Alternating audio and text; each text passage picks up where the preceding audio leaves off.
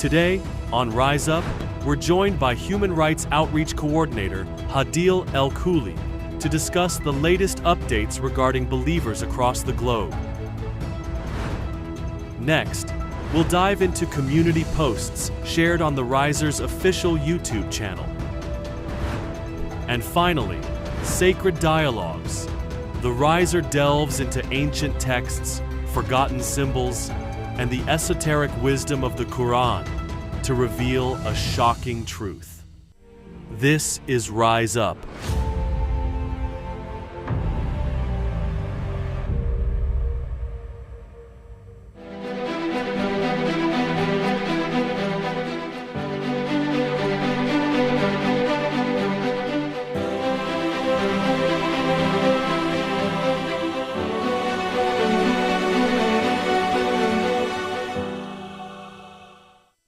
Welcome to Rise Up. I'm Alia Halal. Welcome to Rise Up. I'm Irfan Alamgir. And we're here with Adil El-Khouly for our Human Rights Report of the Day. How are you doing, Adil? Good. Thank you so much, Alia. How are you, Dr. Great to have you again, Adil. Thank you so much.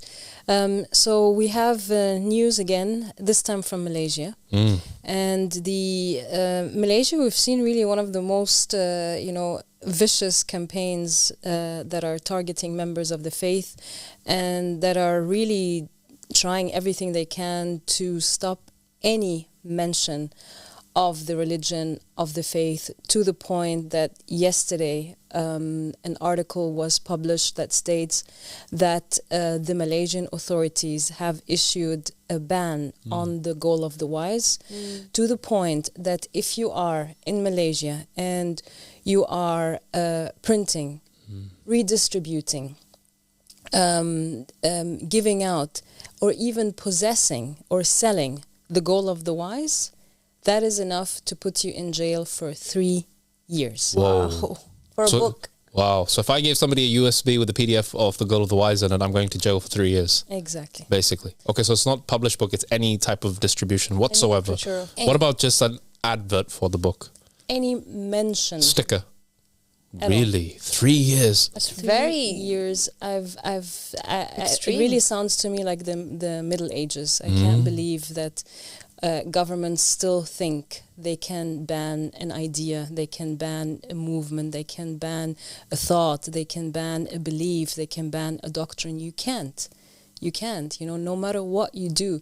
Yeah, maybe you can try and put people in prison. You can try and harass them and target them, but you cannot stop a belief. Exactly.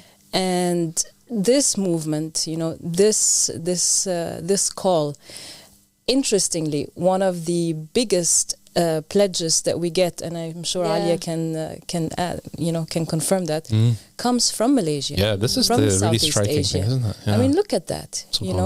Why? Because the people are thirsty for not just for knowledge. They are thirsty for a solution that's from God. They're so tired of the Salafi, Wahhabi school of thought, the Islamist ideology that is so entrenched in Malaysia, in schools and on TV.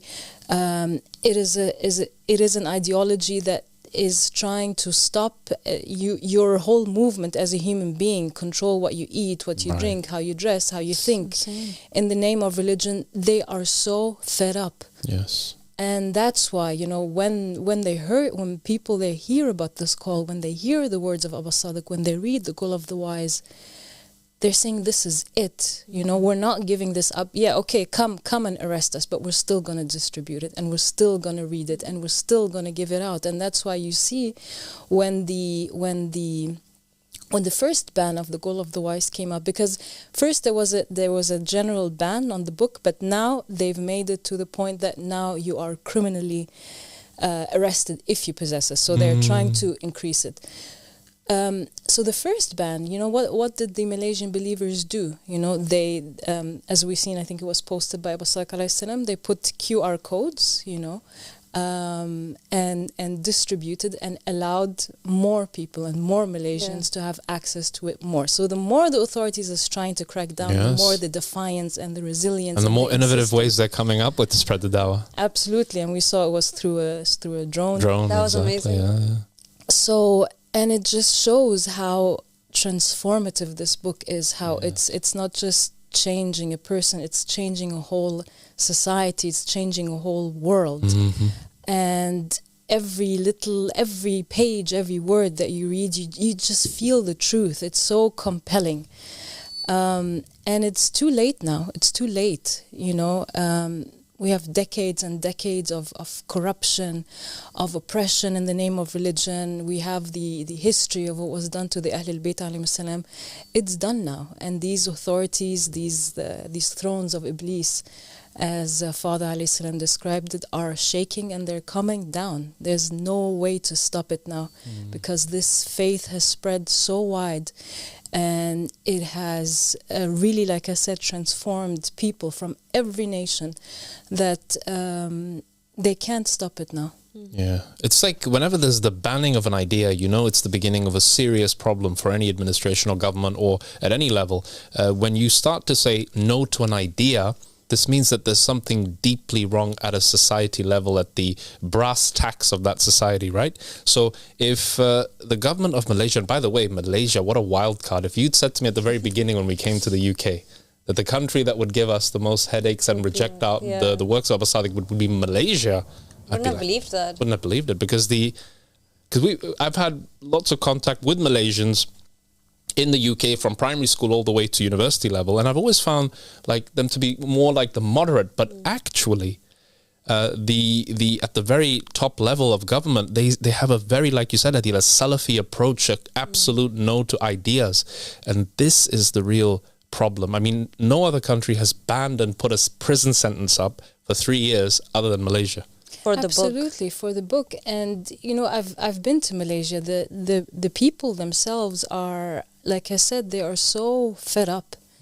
It's the authorities, the religious establishment. Again, as we see, it's always the religious scholars that are really driving this ideology. They are obviously in partnership with the authorities, and it's becoming so difficult. I mean, for the people in Malaysia, you've seen there's so many organizations and movements that are saying, where are we going? You know, we're losing our country. We feel we're becoming like a second Afghanistan. Wow, that is a big statement. Yes. So what does it mean? Like, if you can break it down for the viewers watching, if there is censorship of literature, of an idea, what would that mean for the society? What kind of effect would that have on the people? And what's the government hoping that would happen? I mean, of course, you know, as Dr. Affan was saying, if an authority, if a state, the government is using its resources to track down, to ban people from reading a book, yeah, it's to that extent. That means that this idea, this movement, is very threatening to them, that there is something that, to the point, I mean, imagine how much resources, government capacities you need to now invest to imprison anyone who has possession of the book. I mean, you have enough problems to deal with in the country. You know, maybe worry about the poverty, maybe worry about the infrastructure, maybe worry about issues of inequality, you know. There's enough problems that you can take care of to take care of your people. And maybe if you did take care of them, the people wouldn't look elsewhere for a solution. Exactly. You know, maybe if you'd stop controlling them and terrorizing them and you know, turning their life literally into hell, you know, trying to drive a version of Islam that has nothing to do with Prophet Muhammad, that's really just sold to them by the Saudi authorities who are financing their universities, who are financing, you know, all of their religious establishments. Maybe that's the problem. Maybe that's the problem. And I've been, as I was saying, I was been there, and I've seen some of the major universities there are Saudi funded. There you go. So shame on them. This is absolutely abhorrent. That in the 21st century, you know, right now, this is 2025. What's happening? You know, governments are banning books, and what it means that Iblis, Lanatullah alayh, his throne, these governments, are terrified about this book because of the truth that it's holding. And subhanAllah, look how Allah subhanahu wa ta'ala makes the truth sometimes being spoken on the tongues of the disbelievers. If you look at the media and how they covered this news, you've seen, subhanAllah, in the articles, they're saying, it is said that the goal of the wise is holding truth about many corruptions in religion and religious history, and it's revealing a lot of... Great advertisement. Right. So in other words, you don't want, the truth that you said, is in that book. You don't want it to be told. Why? Because you're holding falsehood. But also the arrogance, the audacity that they would think that they can say to the people that there's truth in this book, but you're not allowed to read it, and not assume that the people would rush to read it now as a consequence of their admission that there is truth in it.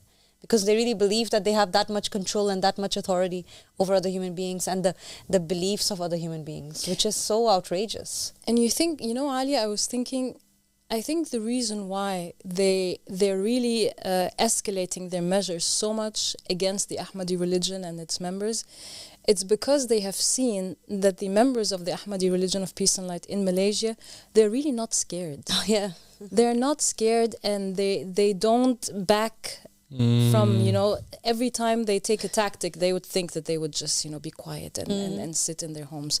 But the more they take measures to silence the members, they go out more. They And escalated. they escalate, and they haven't seen that. That's new to them. And I think this is what's going to be spreading in all of the Malaysian society. And the Malaysian society, they're incredible people. The They time must I've be if spent they there. have such interest in this call. Absolutely. And I think it's, like I said, it's game over now for these authorities and these tactics of control and trying to suppress freedom of opinion, freedom of expression, freedom of assembly, freedom of religion. These are such basic, fundamental human rights that these authorities think that they can just, Snatch away like that. Yeah, but... Iblis's representative in Malaysia is quaking in his boots with every word that you utter. And I think the people of Malaysia are backing up their faith through action. Yeah. And this is what's going to make the difference. And I'm really happy to hear, Hadil, that they are actually increasing their efforts in the face of such persecution. And I think it's a great lesson for all of us. Yes, absolutely. So Thank you very so much. Thanks, Adil, for that report. And keep going, guys. Don't stop fighting for your freedom. If somebody stops you from reading a book, there's a problem there. That's something to look into. And we're going to be going to a short break now. So stay tuned and we will be right back.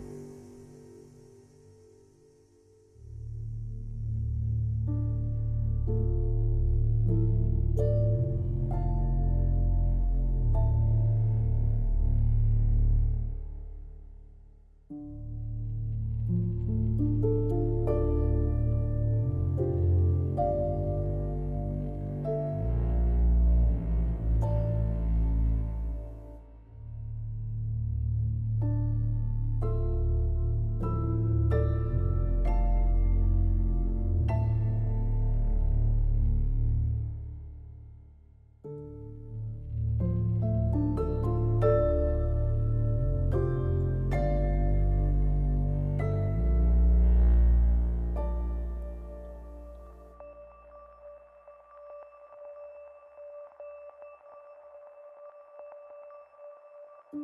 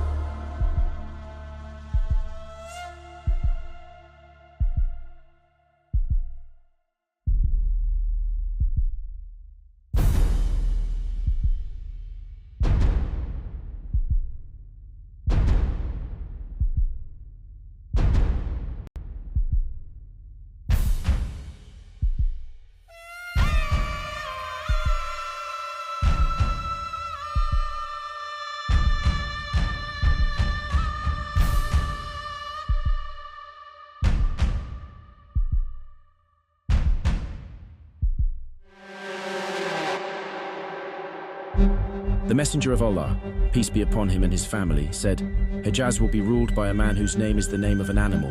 If you see him from far, you would think he's cross-eyed, and if you come close to him, you do not see anything wrong in his eyes.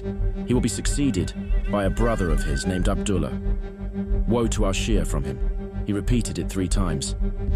Give me the glad tidings of his death, and I give you the glad tidings of the appearance of the Hujjah. And in another narration, Imam Ja'far al-Sadiq, from him his peace, said, Whoever guarantees for me the death of Abdullah, I shall guarantee for him the Qa'im.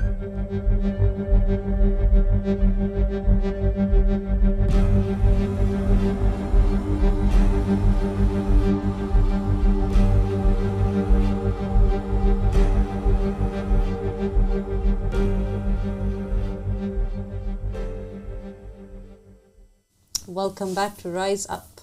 Welcome back. We were talking earlier with Sister Hadi Al-Khuli about what's happening in Malaysia and how the Malaysian government is reacting to the goal of the wise. And we were just discussing it here right now, how strange it is that other religious books are allowed in the country and people are allowed to read them and share them, but the goal of the wise is censored. I mean, my goodness, censoring a book at the government level, it's so baffling that they really think that that would work. Yeah. Strange. It is extremely strange, and we also have, time in Malaysia is, I think they're several hours ahead. I don't know what the exact time is or what time zone they're in, but we want to hear from the people in Malaysia, even if you're living abroad. Like I said before with Hadil, that I grew up around communities of Malaysia in England all the way throughout my life. So we used to, of course, talk, and I was always interested in what version of Islam or religion they followed and how religious they were. And they used to, I don't know in the West if it's different to being on the ground in Malaysia, but in the West they were very reticent to talk about their faith. And it was something they kept deeply private, whereas with me it was like one of those topics that you just have over a coffee when you're sitting with your friends. And I remember my Malaysian friends were just like, yeah, no, we just believe in God and that's it. But they wouldn't necessarily follow all the tenets, praying, fasting and all this stuff. But they had this interest. They had this interest in things such as the arrivals, such as those other things that were going on behind the scenes. The arrivals became really big in Malaysia, right? Yes, it became gargantuan in Malaysia, just like it did in Pakistan and these other countries, because the level of oppression and persecution has reached its zenith in these countries. And this is why the response has been so exacting by the government, because you really have to understand that it's not just in Malaysia. This would have happened in any of the Muslim majority countries if the interest level had peaked. And this is what we're trying to get across, that it is the level of interest that dictates the response of the ruling power in that country. And they really have come down heavy with a hammer on the Malaysians because of their suffering, and they've said enough. They're like, we have the right to learn about the Mahdi. This is somebody our Prophet mentioned. And these proofs are incredibly compelling. And they are spreading the word.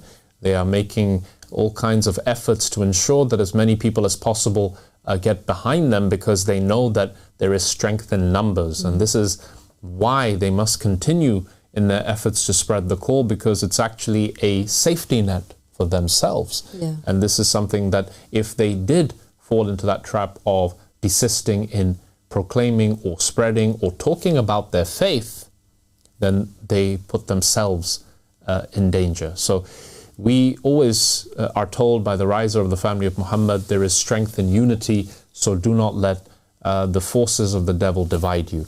And divide and conquer, of course, has been the maxim of all imperial powers in the past, isn't it? It's the fastest way to take over is to create discord and dissension, cause divisions, and then take over. So we must remain united in the year of unification, which is this year, 2025.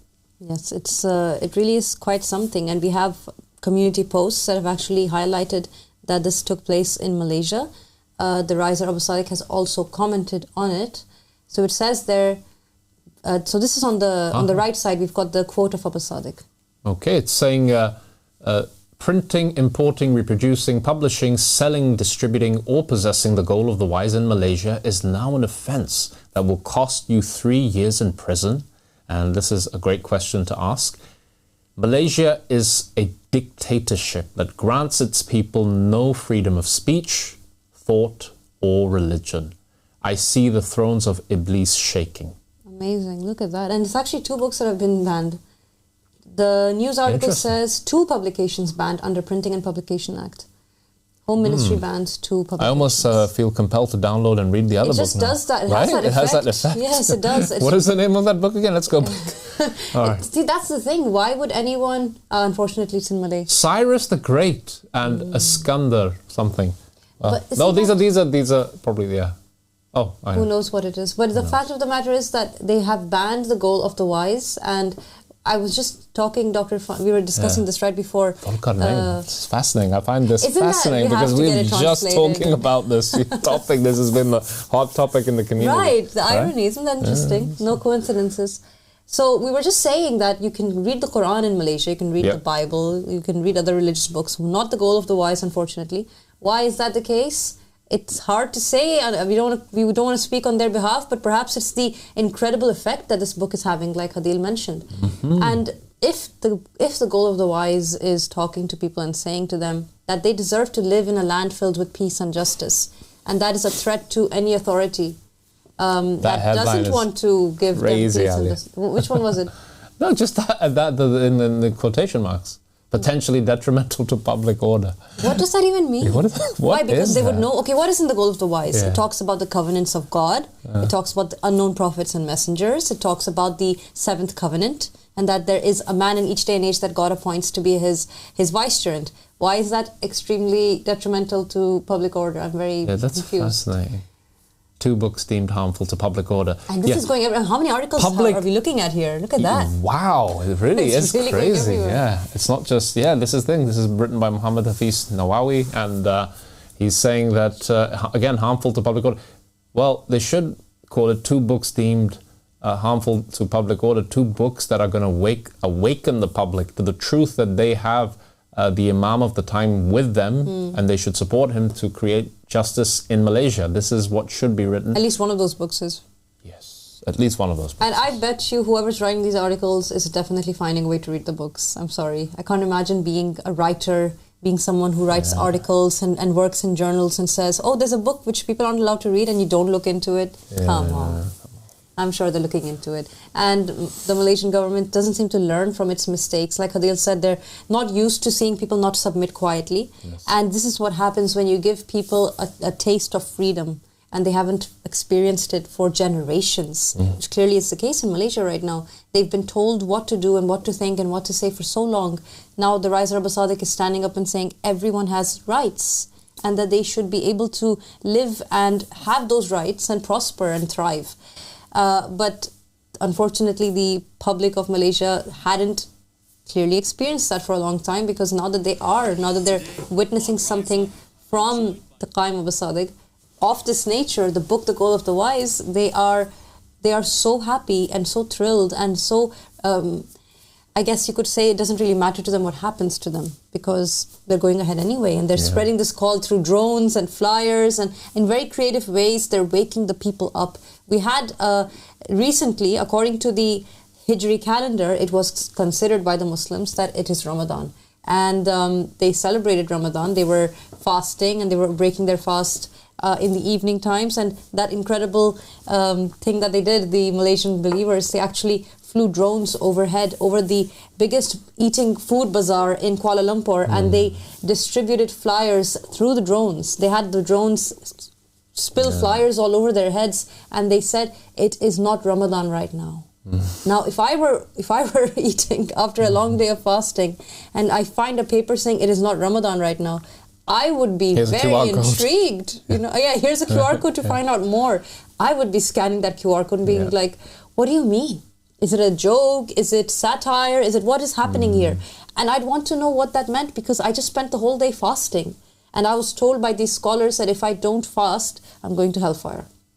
So it's a very fascinating thing that we're seeing right now, strange phenomenon. People are waking up to the fact that we have a new covenant and we have a man sent by God. So God bless those believers. Yeah, and we've had people, Malaysian Ansar, come, haven't we, and talk about their homeland and how conditions are there, and how people are really, really looking and searching for the coming of the Mahdi, because they encounter such inequality and injustice that they see this as the only solution to the problem, the only thing that hasn't been tried. And this was something we spoke about yesterday, that we have tried everything else in this trial and error approach. Let's give God a chance. Yeah, right? We're giving everything else a chance. I mean, let's put the creator of the universe in charge for once and see what happens. And this is what the people of Malaysia want.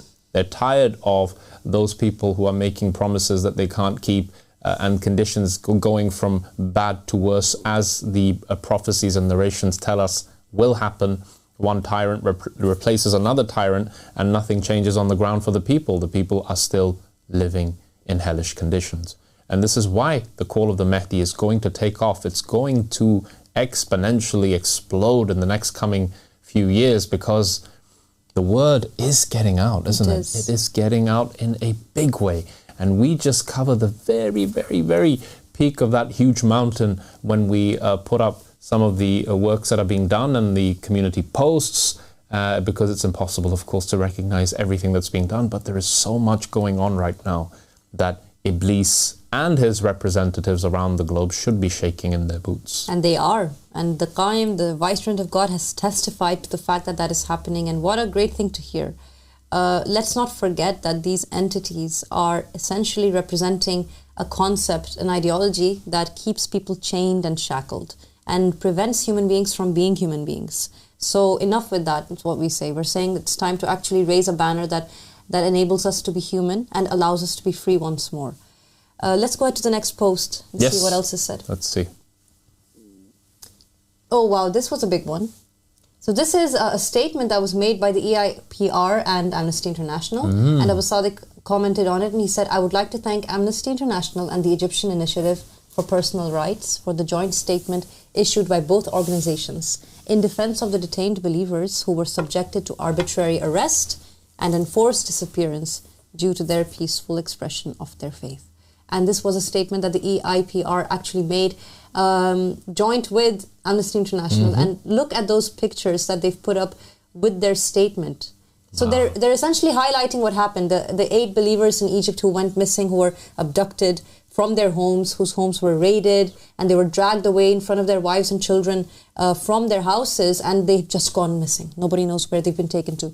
And Amnesty has made some noise about it now. The EIPR, of course, has as well.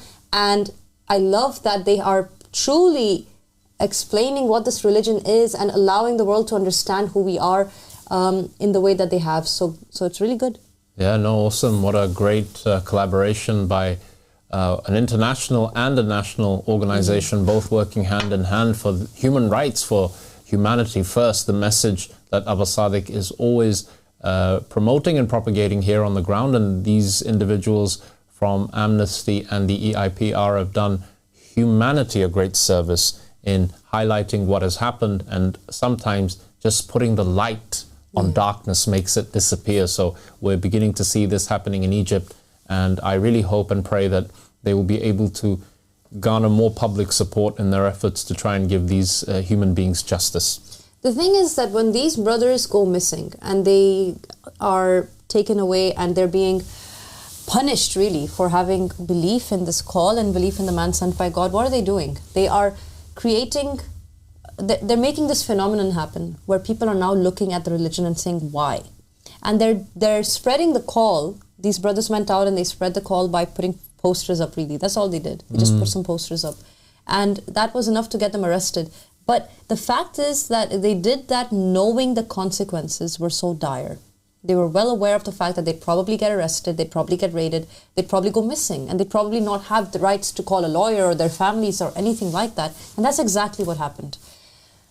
And they did this because they want to be that beacon of light that shines in the darkness and tells their people that there is an alternative to the tyranny that they're living in and that they're subjected to.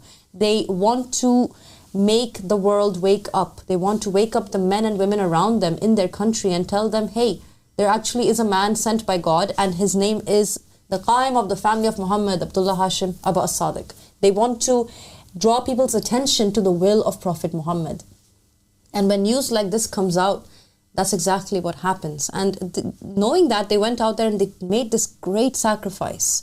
Without being told to do so, without being forced to do anything, they from their own volition said, hey, I want to go out there and I want to spread this call. And they did it. Yes. What a great level that this call has reached, because these men and women who make these sacrifices in different countries to go out there and put their faces out there, and they know that something might happen to them, but it doesn't matter because they have become their ideology. They're no longer identifying with just being a human being that lives and eats and breathes and sleeps and does nothing else. They want to live for the sake of humanity. And that's what true belief is. Yeah. And the spirit of sacrifice is really the fuel driving the engine of this divine revolution. And this is something that has always been the case. And who better than Abu Sadiq to manifest that in human form, because he is the one who always is the first to sacrifice himself in place of others. And this is, we're now seeing this reflected in his followers. Yes. Were prepared to lay down their lives. And I really like that poster. I don't know if you can bring it up again. where it said faith is not a crime. Oh, yes, how beautiful. And I'm not sure who was the person, the architect of this particular poster, if this is the Amnesty EIPR project or something that was constructed, but it's posters like this with the pictures of the individuals below who are fleeing for their lives or are in detention, that we need to really make this very apparent, because this is what it's about. These people have faith. Yes. In the words of the Prophet Muhammad, who promised that one day his community would reach to a level where they were completely in the darkness. And he used the words, in the hole of a lizard. And it is at that time that God will send into the world a light, just as he did to the children of Israel. And he likened himself, the Holy Prophet Muhammad, peace be upon him, and his family to Moses. Right? He said, I am the Moses of this nation. And therefore, the Mahdi represents the savior of his nation. Now, history repeats itself, and this is a message we are also seeing more and more, and it's being highlighted in the talks of Abu Sadiq, where that famous quote by Prophet Solomon, peace be upon him, where he says that history is to be studied because history repeats itself. And it's a very eloquent quote, much more beautiful than I put it there. But the point is that there is a recurring pattern. And it's just cyclical, right? It really is. And the children of Israel were on a micro scale what we are now. So the Prophet Muhammad is the law bringer, the covenant bringer, and he says that after me will be a Mahdi, and he will appear at a time when darkness has reached its zenith, and go and support him when you see him with his banner, because this is your savior. This is what the Holy Prophet told us. So these people are now living in very difficult conditions. They're seeing the ultra-rich with their fleet of sports vehicles, sports cars. They're seeing them living in these mansions with food coming out of their ears, and they are sitting on the sidelines watching them suffering and dying, and their children are dying in front of their eyes, and they're like, well, let's see what our Prophet said about this time. Maybe there is something in our books. And then they see, wow, there's the Mahdi.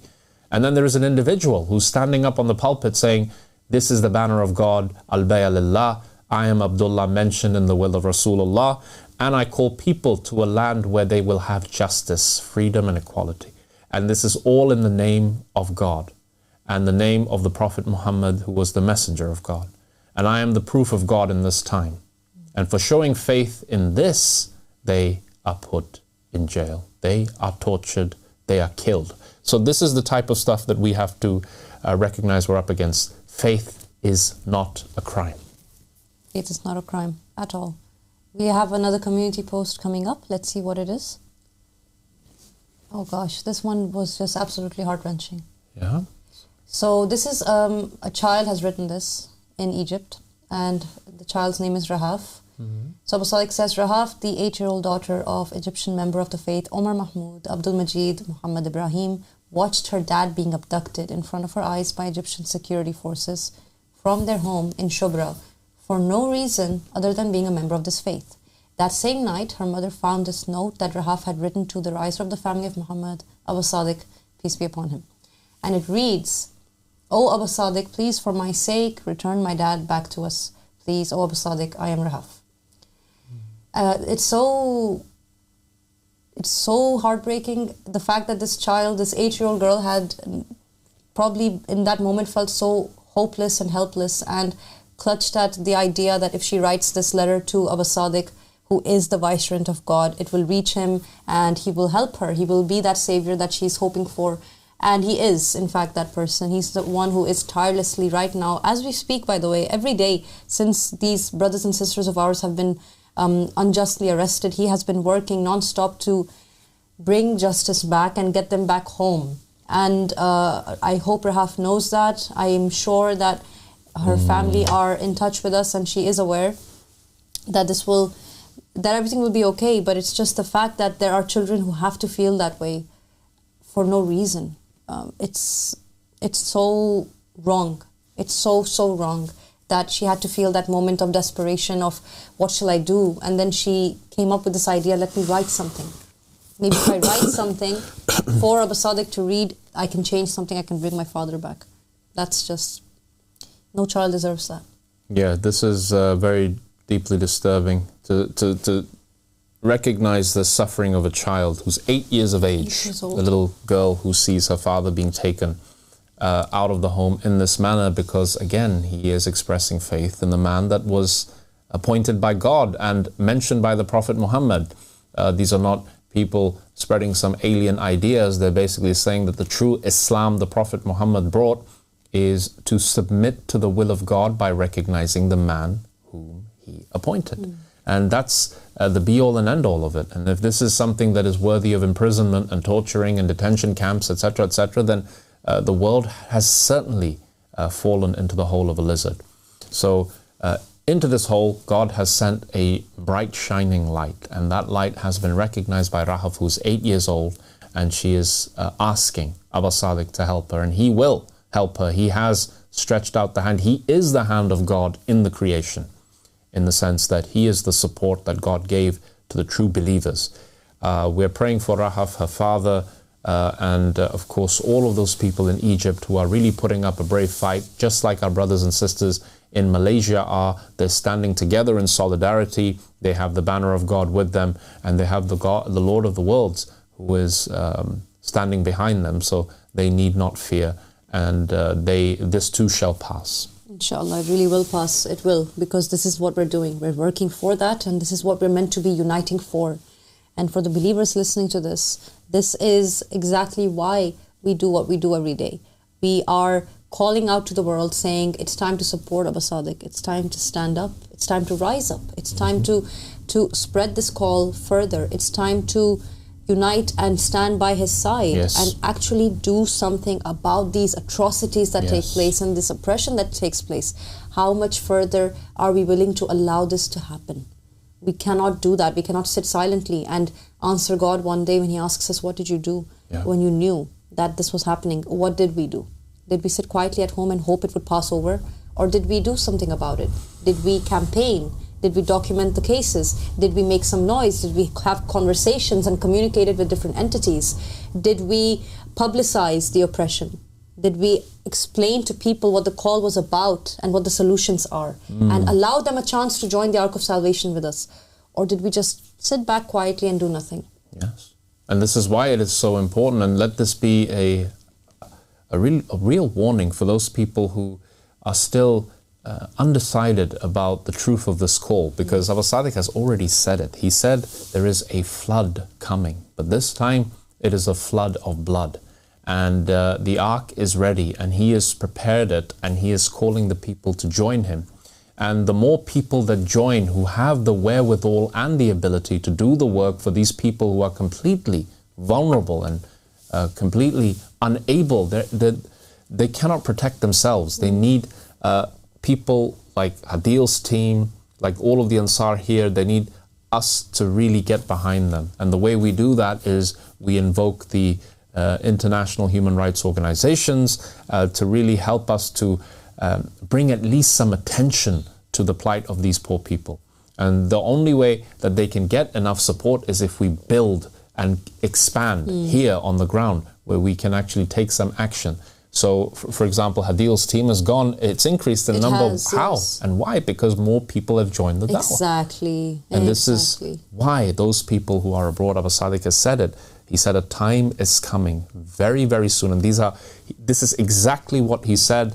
I'll be as terse as I can possibly be, but he was saying that a flood is coming very, very soon. Horrible conditions are coming, and I want people to come to me now. So these are the words of the Mahdi, the same Mahdi that the Prophet Muhammad said, crawl over ice to get to him. And this is the Mahdi who is now saying, I want people to come so that we can help these innocent 8-year-olds who are losing their father because they believe in the coming of the Qa'im. Yes. This is what it's about. And Rahaf is not just some little girl in Egypt. She is a symbol now. She's a child, but as anyone who has belief in them knows, the child of my brother or sister is my child. So she is now the daughter of all of us, and we cannot listen to her plea in that way that she has made to the riser of Abba Sadiq, but in essence that means she has made it to us, because we are the support of this call, and we are the ones who have gathered to say that we are answering the cry for help that was made by Imam al-Hussein hundreds of years ago when he stood on the plains of Karbala and he said, is there anyone who will come to our aid? That is the same call that is reverberating till this day into the ears and the hearts of the people, and we are meant to answer the call by helping and supporting his son. We have someone on the line, but I think we're just waiting for a connection. Okay. Yeah, no, it's really good, and I'm glad people are responding by calling in, because this is something that needs people to really get behind and really support and push to the maximum in order to help these people. Okay, I think it's connected now. Hello? Brother Zygmunt. Hello. Hello. Assalamu alaikum, Zygmunt. How are you? How are you guys? How are you? Very good. How are you doing? I'm fine. I'm glad that I can talk. To the agents of Allah. I wanted to say something about the last thing that the Malaysian government decided to do. Like at this moment, they are just paving the way. So right now, if you want to present the dawah to Christians, for example, you say that here you are. Here is the true Pope. To Hindus, you say here you are. He is the Brahman. And to people who are who don't like the government, you can just say that here you are. Here is a man who is a rightful ruler of the earth, and he has a book that is banned in Malaysia, and you can go to prison for it. So this is a move that they made that I think will help promote this book a lot. No, we agree with you, Zygmunt. I think people will read something they're told not to read. It doesn't really work when you try and stop or censor something. Yeah. I mean, look, it just happened with us. That's the thing. That they are paving the way. They are just paving the way, whatever they do. So that's the thing. And I think that people are recognizing that there is something in this, and the rights will be very, very bigger this year and following next years. Oh yes. And this is a great thing that they did actually. But yeah, the dawah is growing I really admire the Ansar of Malaysia. Yes.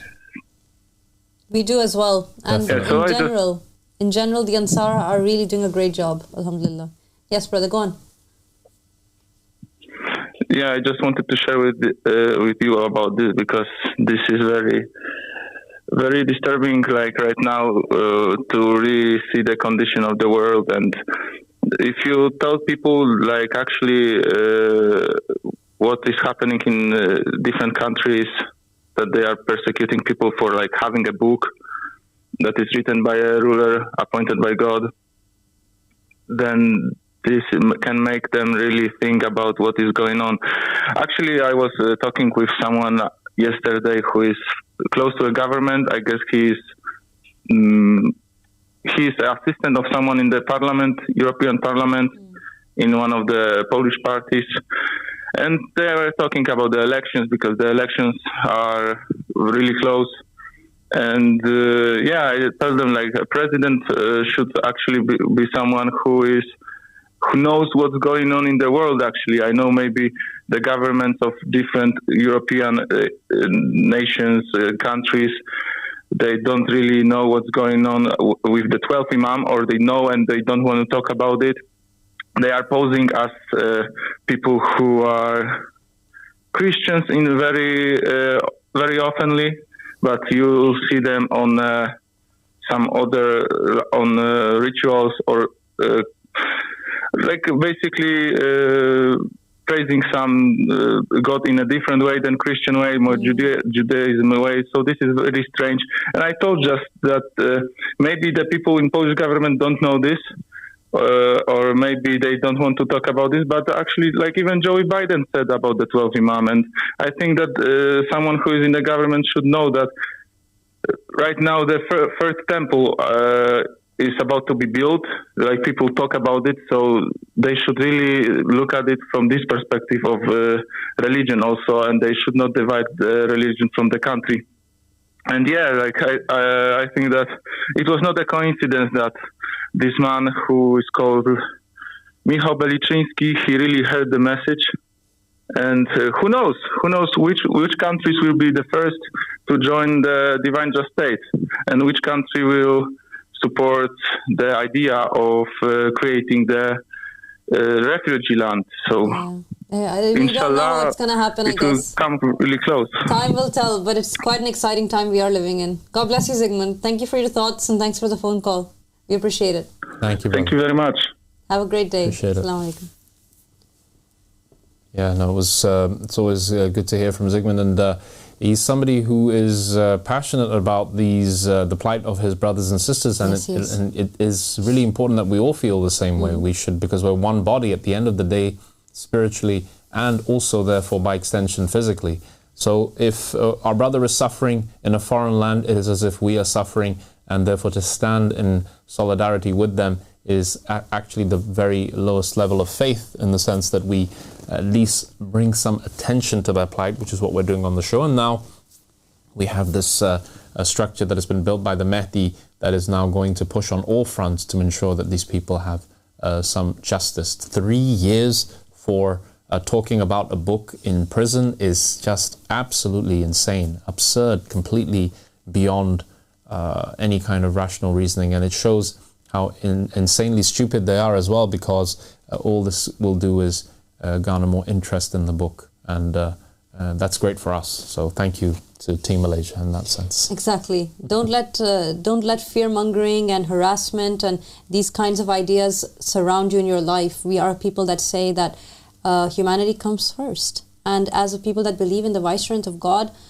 we have the right to believe in what we believe in. There's nothing wrong with this religion, and there's nothing wrong with this call. And if there had been, then there wouldn't be the amount of support that we're seeing by so many human rights organizations, by special rapporteurs from the United Nations, by organizations such as that Moroccan human rights organization that we spoke about when Hadil came over. She said it was the biggest one in Morocco. And it was in Morocco that we find that the government and the authorities are basically hounding after and looking for these Ansar and saying, where are they? We're going to arrest them and we're going to raid their houses. But then they have, at the same time, the biggest human rights organization saying, that's wrong, that's not okay. And it's clear that they are destroying their own reputation, even within their own country, with their own people.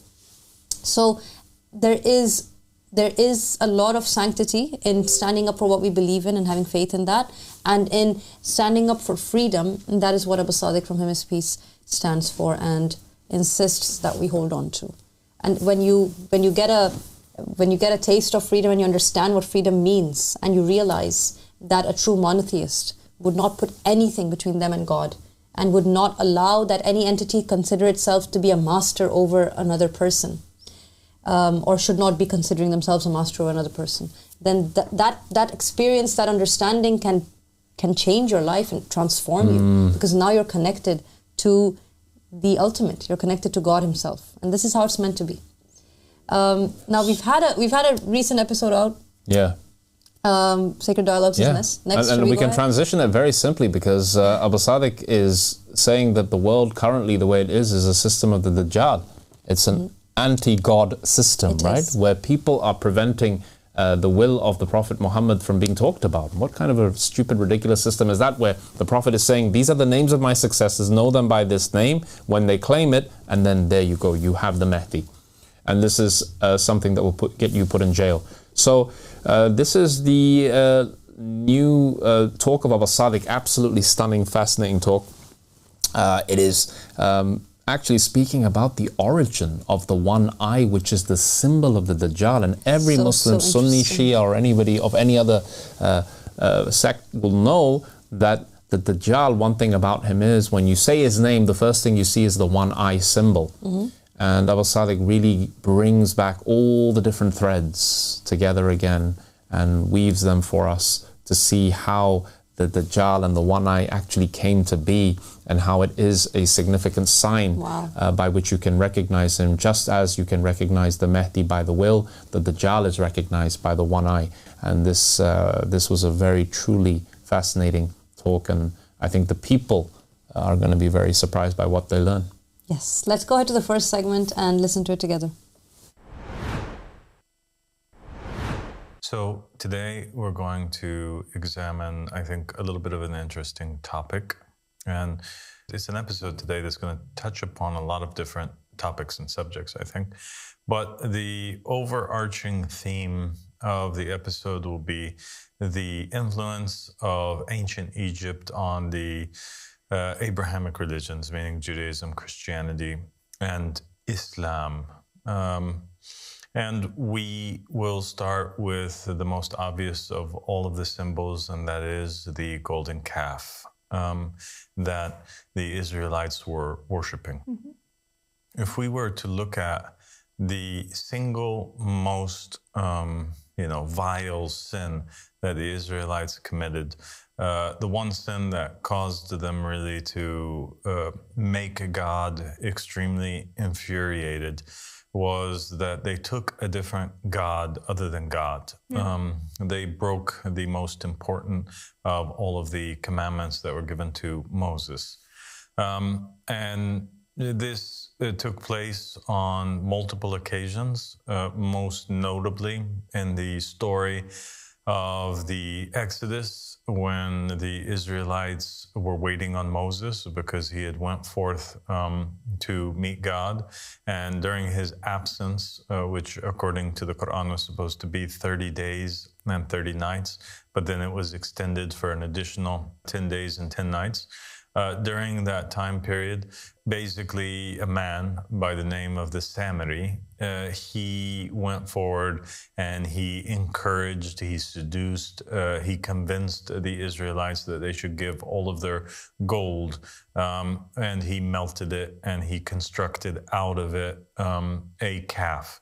And the calf seemed to have powers, according to the narrations. The power to make certain sounds, according to one narration, the sounds of a living calf. Mm-hmm. In other narrations, it was making audible sounds like human language. It was speaking at particular times. And so it was a miraculous golden calf that the Samiri had told the Israelites that this is your God that helped take you, up out of Egypt. And they began to circle around the golden calf and clap and whistle and celebrate like the polytheists, and make fires around the golden calf and offer the golden calf sacrifices and sacraments. And they used to perform and conduct certain rituals. They had totally reverted back from the religion of their ancestors, Abraham. They abandoned the God of Moses, and they went back to the worship of the golden calf that was prominent in Egypt. And when you look at the artwork and the movies that basically show the scenes of the golden calf, you'll always find that it's a golden calf that's fashioned in the same way that the calf of ancient Egypt was. All right, the Apis bowl or the Hathor statue was made. And that's not the only symbol of ancient Egypt that they had with them. They had the Ark of the Covenant, and the Ark of the Covenant is also not an originally Jewish kind of construction. They already had these arks, like the Ark of Horus, and you can see it right now on the screen.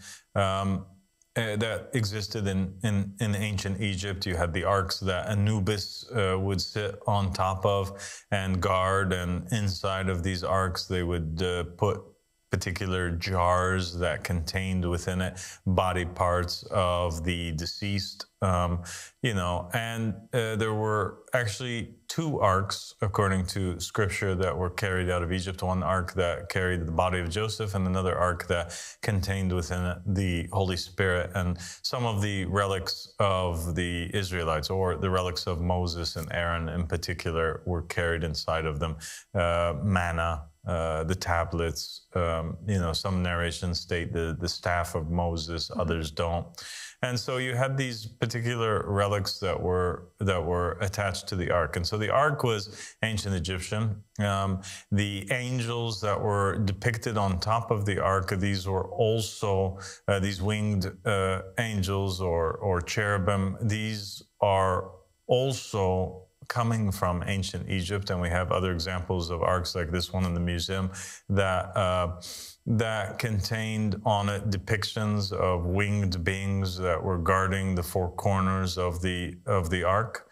And so we can see that Moses was heavily influenced by his upbringing in the palace of Pharaoh and in ancient Egypt. That's where he grew up. That's how he was educated.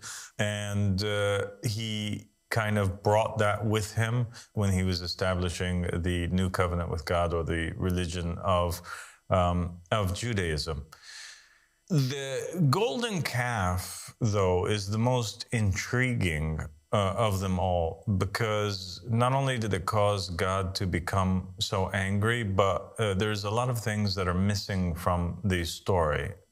In the Quran and in the Torah, the question is left unanswered as to why and how did the Israelites become convinced that this would be a good idea. We also don't have the history of in writing or present in the Torah that explains to us what had happened during those years prior to the advent of Moses. Were the Israelites, or some of the Israelites, engaging in these acts of worship in ancient Egypt? If they were engaging in that, was it all of them? Was it some of them?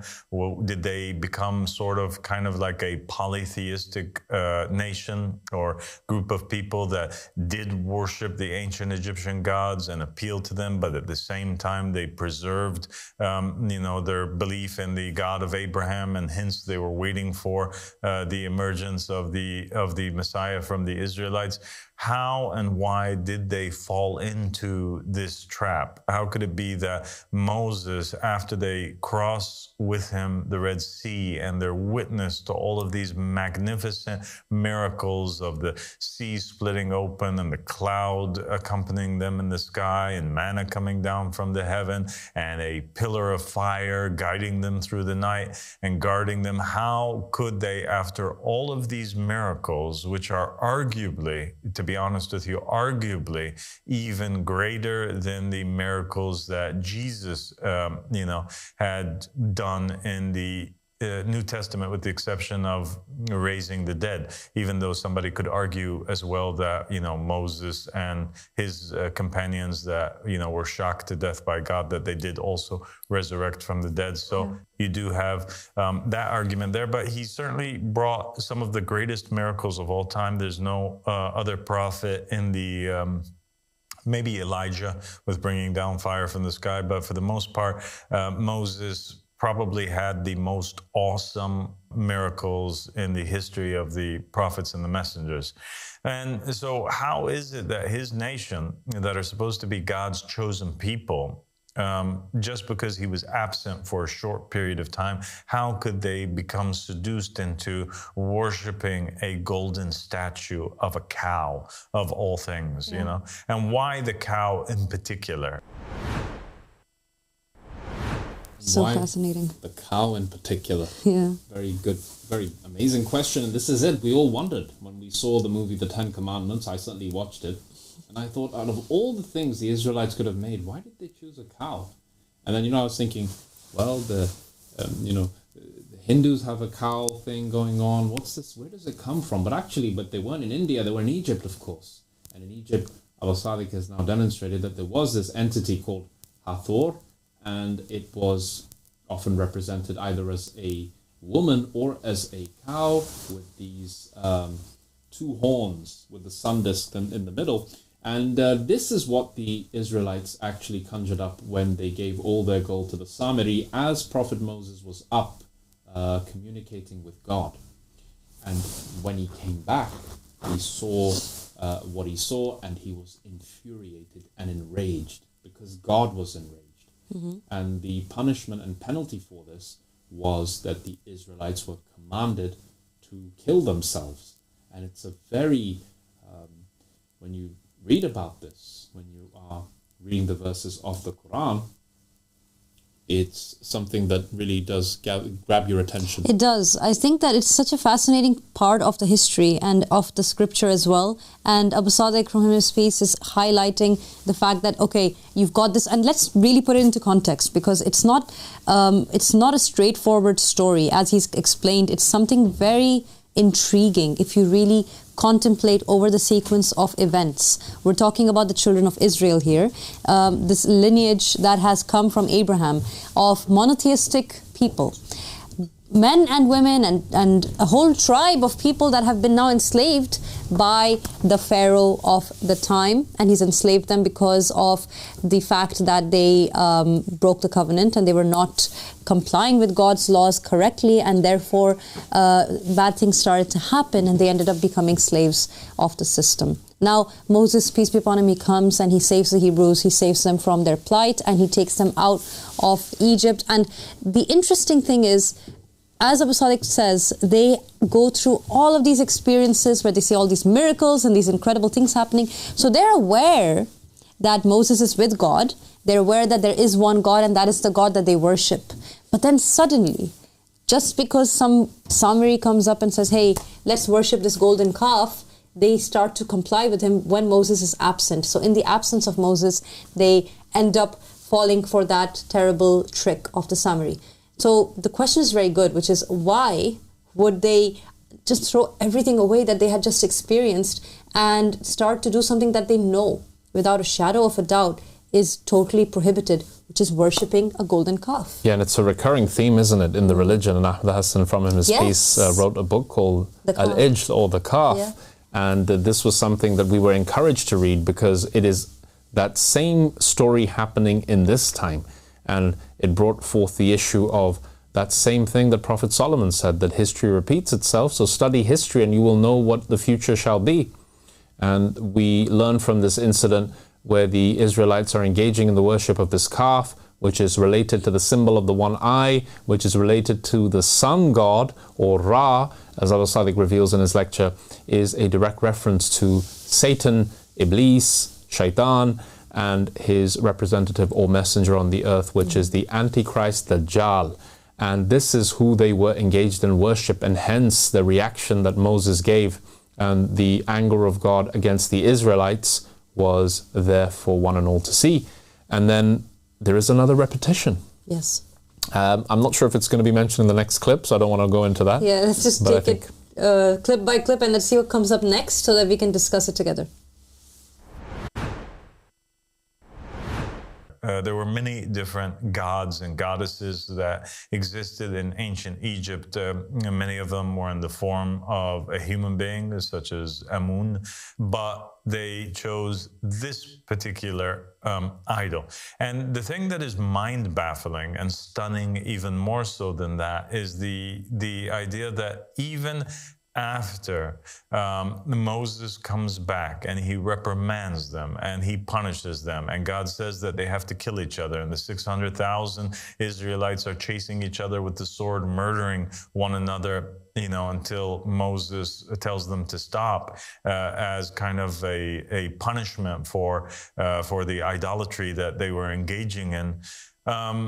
Even after their children wrote down these tales of warning and preserved it in the written and the oral Torah, you find that during the kingdom of Israel, after it was established, and after David rules, and after he passes away, and after Solomon rules, and he has a kingdom like no other, and he passes away, what happens? We find that the Israelites fight amongst one another over who's the legitimate legitimate successor. And then the kingdom of Israel is broken down into two. You have the northern kingdom of Israel, which is called Israel, and then it consists of basically 10 tribes. The 12 tribes of Israel are divided. 10 of the tribes make up the northern kingdom of Israel, and the other two tribes, mainly Judah and Benjamin, they end up taking, forming the southern kingdom of Judah, which was underneath Israel, and it was the kingdom of Judah that had within it the capital of Jerusalem. Yes.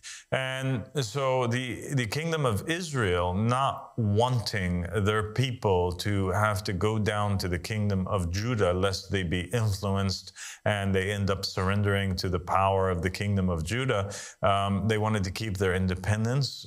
They wanted to have all of their own facilities and their own army and their own identity that was separate than the kingdom of Judah.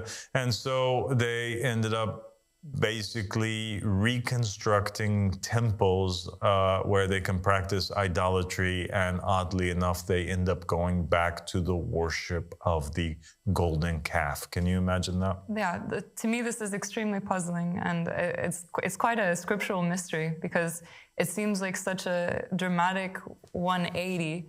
And as you're saying, it's like a repetition of the exact same thing. Even though they knew that it was a horrible mistake and it's recorded in the scriptures, they ended up falling into the same mistake again. So I'm curious to know, what is the answer? Why this golden calf? What is the significance of the golden calf? Yeah, what is the significance of the golden calf? And that is one that we have to begin to kind of follow the symbols and walk and try to uncover the mysteries of ancient Egypt together. Okay. So basically, the golden calf that they were worshiping was prominent in Egypt, and the most prominent of all golden calves that existed at that time in ancient Egypt was the calf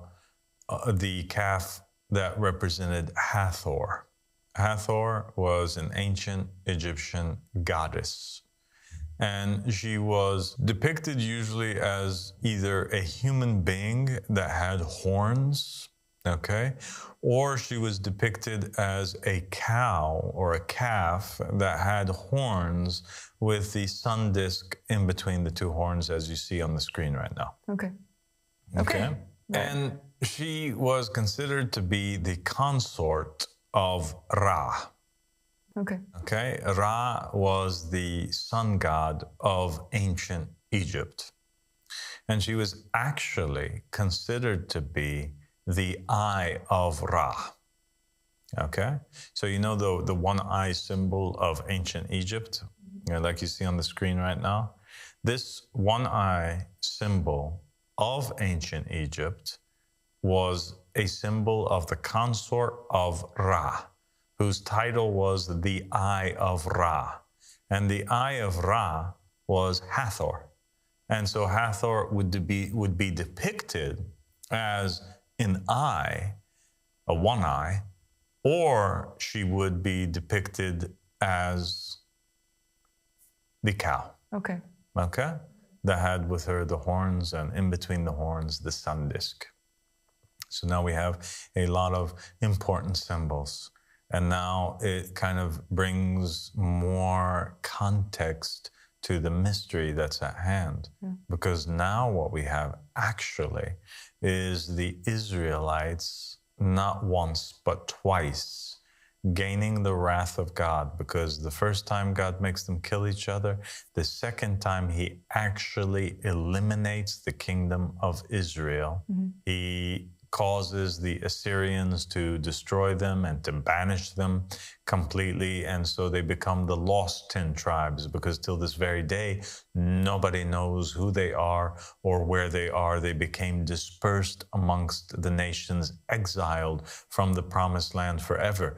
And for that reason, every single Jew that is alive today, is really a Jew because they attribute themselves, in most cases, to the tribe of Judah, or the tribe of Benjamin, or the tribe of Levi, because Levi didn't get any land, right? Joseph, he ended up getting two shares, Ephraim and Manasseh.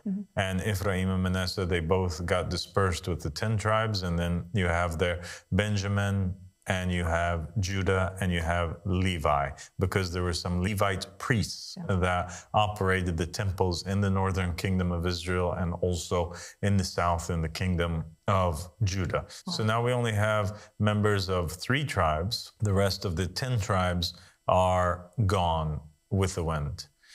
So you have the Israelites worshiping and taking another God other than Yahweh, other than Hashem, other than the God of Israel, other than Allah subhanahu wa ta'ala.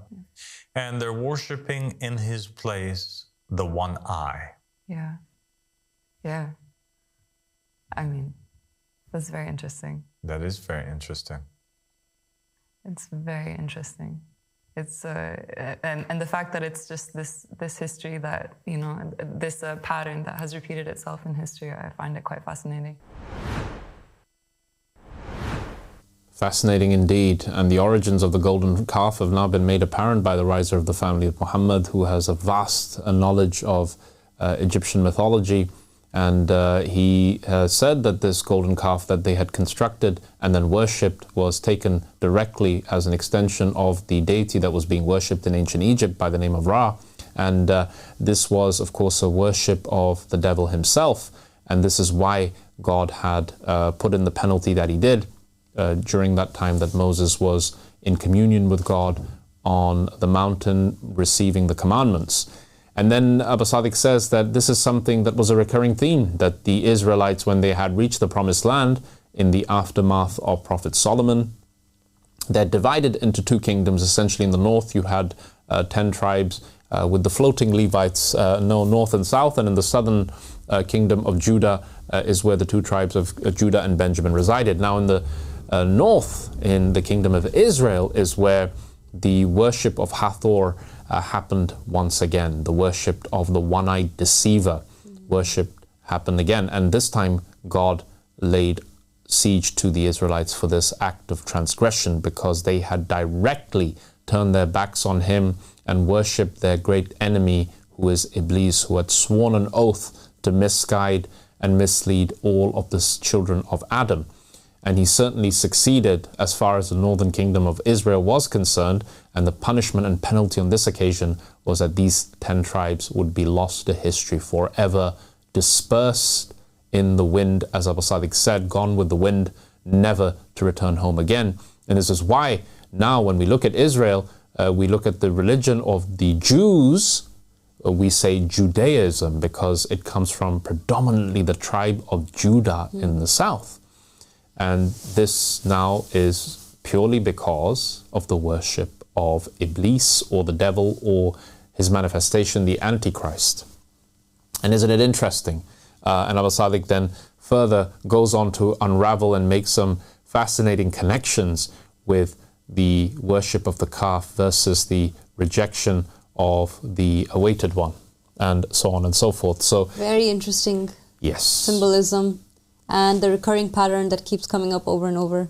Really, yeah. So strange. So they repeated their mistake. Now this is the second time they've worshipped the same idol that they had carved in the wilderness. Now it's being done in the kingdom of Israel, and this leads to a complete decimation of the kingdom of Israel. And this is the way God deals with this particular crime, because now you can see the origin of the crime and the nature of the crime. It is a direct rejection of God in all of his mercy, and embracing the enemy that swore to misguide them. Exactly.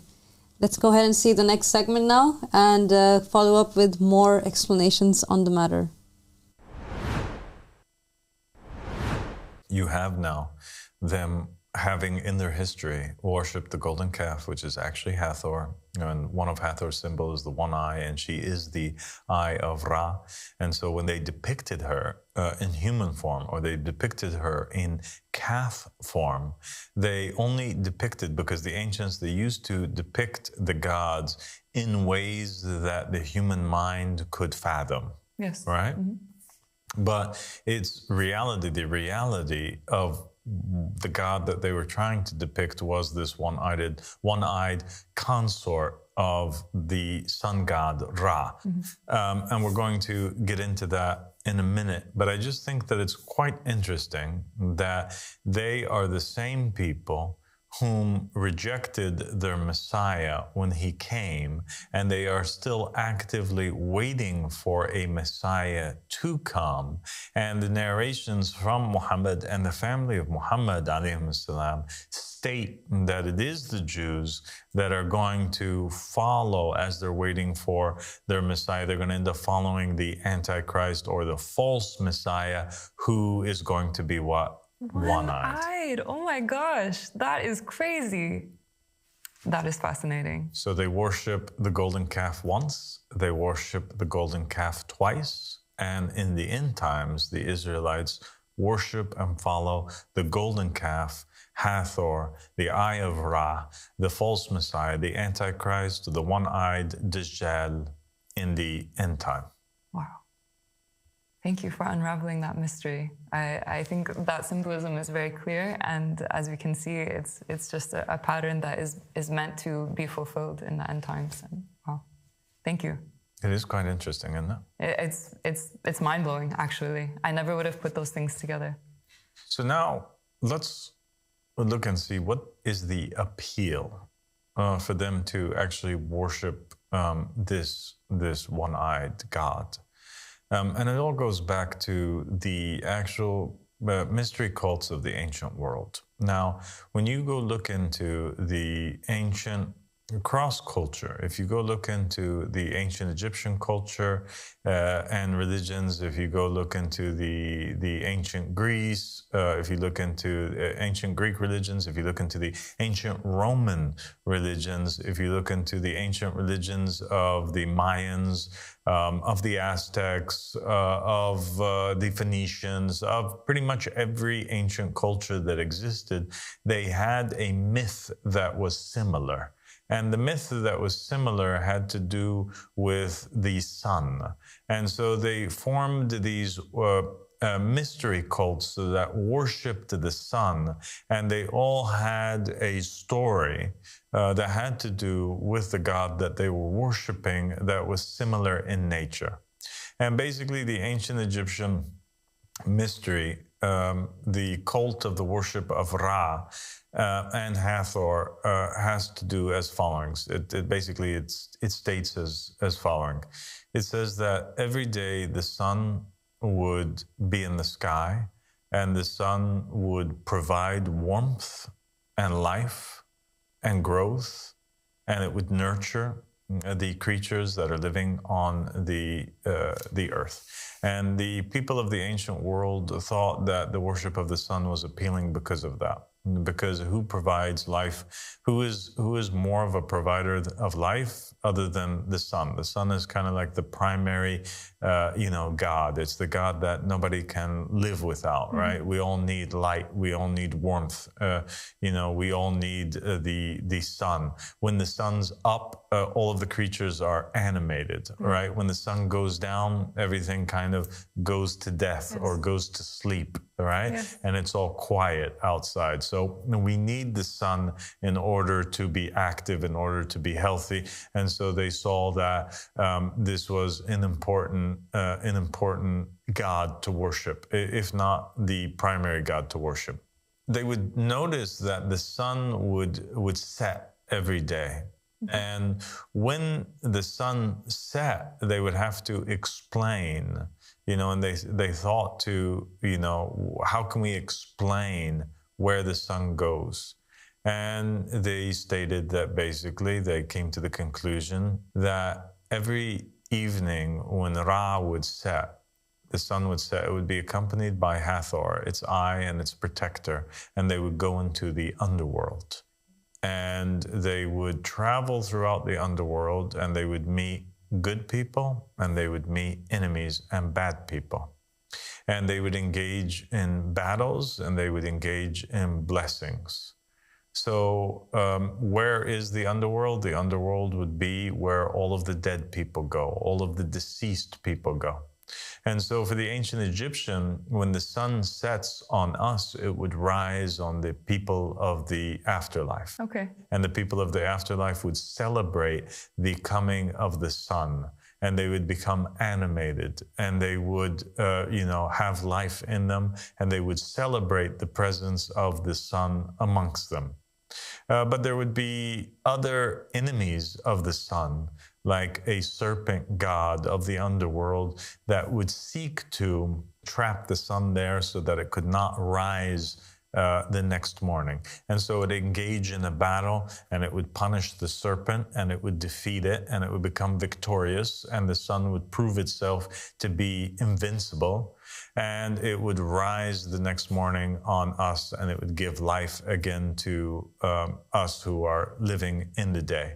And this same myth, which explained the cycle of the sun for the ancient Egyptians, is the exact same myth that we find in ancient Rome when they were worshiping Sol Invictus, the invincible sun. They would have the same myth where Sol Invictus, so the invincible sun, would travel into the underworld, and it would defeat the enemies of the underworld, and it would shine its light on the people of the underworld, and then it would rise the next morning. For the ancient Greeks, you had the same thing with Helios and Apollo, those gods of the sun, and it would be the same kind of ride where they're riding on the chariot, and they would go down into the underworld, and they would emerge the next day. And so we find the same story is repeating itself throughout the different cultures. Yeah. What an amazing episode this is. It keeps leading from fact to fact, and there are so many connections from different parts of the world and different religions and ancient religions, and how things were interpreted in certain ways and how they've been translated till even this present day, the way that we're seeing these symbols and understanding them and what they were interpreted to be by different messengers of God.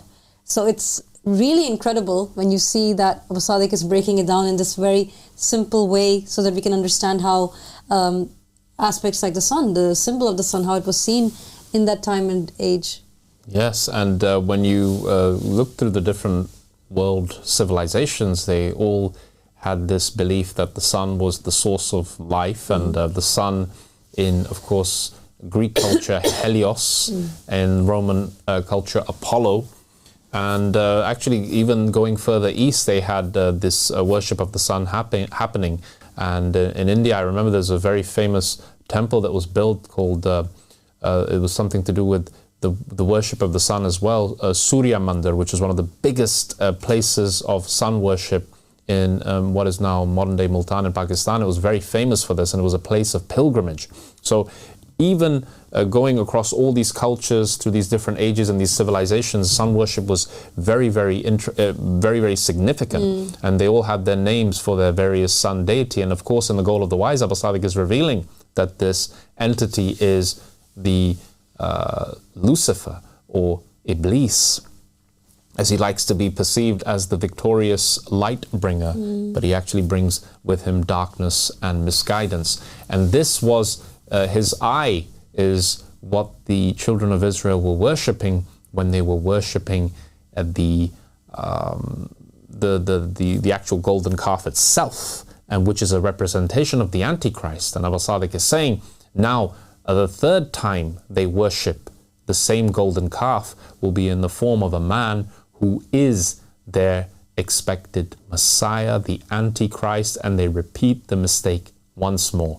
And they rejected the Messiah that was sent to them, but they support this golden calf Messiah that the Arabs would call the Dajjal, and the Christians would call the Antichrist. And this is something that is something shocking, and something that is, it's also mentioned in the narrations of Muhammad and the family of Muhammad that the Jewish people would support the coming of the Antichrist because they failed to recognize God's true vicegerent, and they supported, again, the golden calf manifested in a man. So this is very fascinating stuff to hear. It really is. And he continues the episode by explaining it further and further.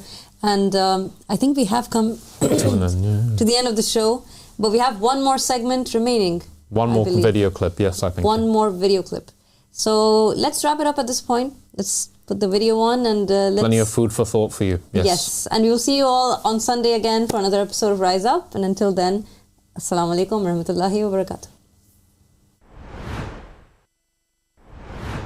You just made me think about symbolism that you would find in Catholic churches sometimes, especially in Italy, where you find the sun symbol and the eye symbol. And it's, if you research into it, it's meant to have this connection to Sol Invictus, exactly as you're talking about this, this story. The cycle of the sun. Yeah. And so the cycle of the sun became really important for the ancients, and they celebrated the sunrise, and they celebrated, or were mystified by the sunset. The sunset would be a celebration for the underworld. The sunrise would be a celebration for the people, on top of the earth, the living world, so to speak. And it basically became a god that we would worship. Now, what's fascinating is that in Islam we find this hadith. And the hadith repeats itself on the tongue of many different narrators. And it's a hadith that's present in Sunni Islam, and it's a hadith that's present also in Shia Islam. And the narration or the tradition, it comes in a couple different forms, but basically it states that the Prophet Muhammad ﷺ said that the sun sets and rises between the horns of the devil.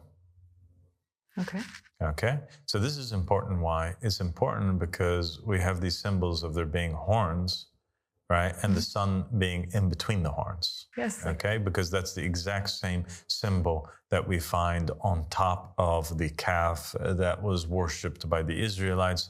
This sun disk that is placed right at the center of the horns that are on top of the cow. And actually all throughout ancient Egypt, on top of the heads of many different ancient Egyptian gods, as you can see now in the images, they are depicted having always these two horns with the sun disk in between them. Okay. So could that be a coincidence? There's no such thing as a coincidence.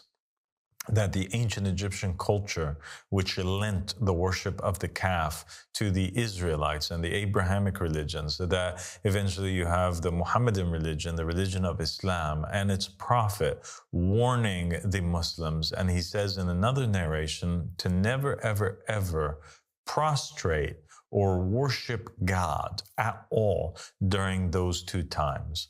During the time that the sun is setting, nor do you worship God at the time that the sun is rising. And in another tradition, he explains that it's because the devil has placed a throne at the site of the sunrise and the site of the sunset.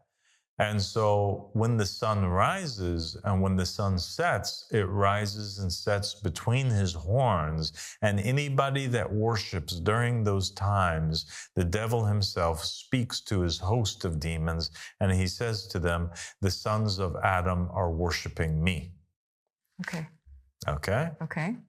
I feel like there's important symbolism in there. There's very important symbolism there, because now we have the devil himself making himself and placing himself as the consort, right? He's putting himself as a companion of the sun at its sunrise and at its sunset, very much so as the ancient Egyptians had placed the eye of Ra, Hathor, as a consort for the sun as it set and as it rose the next morning upon the people. And so these themes now, these symbols we're finding are very much present. The eye, we have the horns now, we have the sun disk that is rising and setting in between the horns. This is very important. Yeah. Wow, it's very connected. It's very much connected. Very, very much connected with one another.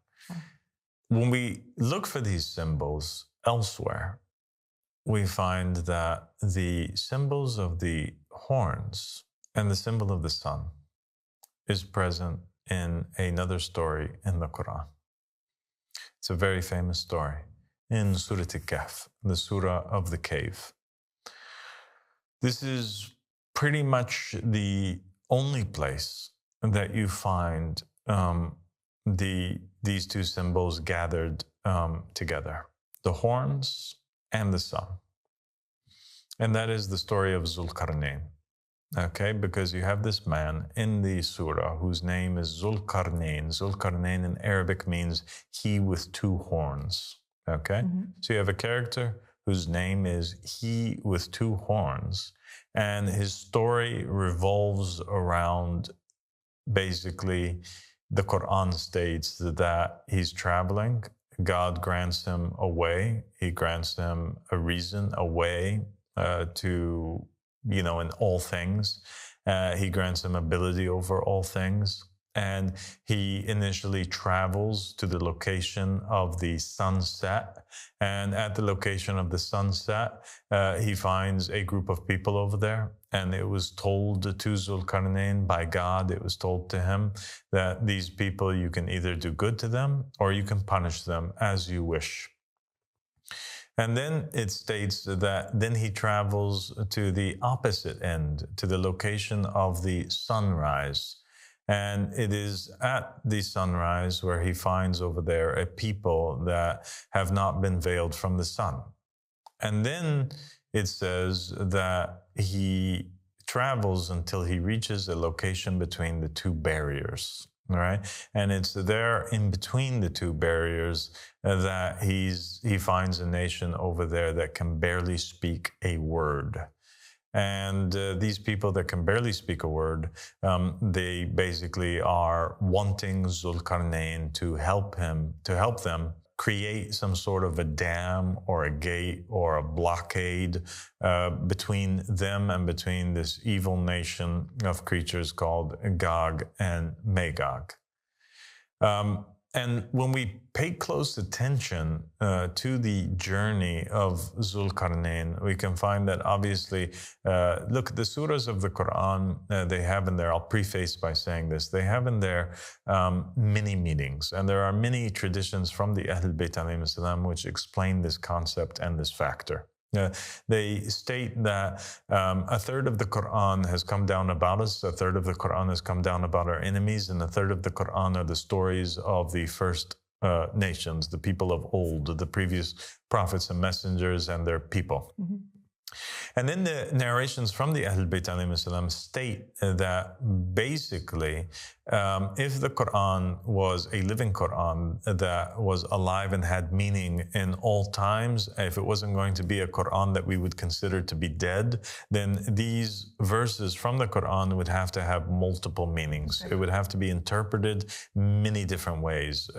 And there are narrations that state that for every verse in the Quran, there are 70 different meanings. Other narrations from the Ahlul Bayt state that the Imam has the ability to formulate words or meanings from the Quran, or that these meanings are unlocked from within the chest of the Imam. Other narrations state that for every nation that exists in every century on planet Earth, they have a verse in the Quran that is speaking about them, that's applicable about them. Okay.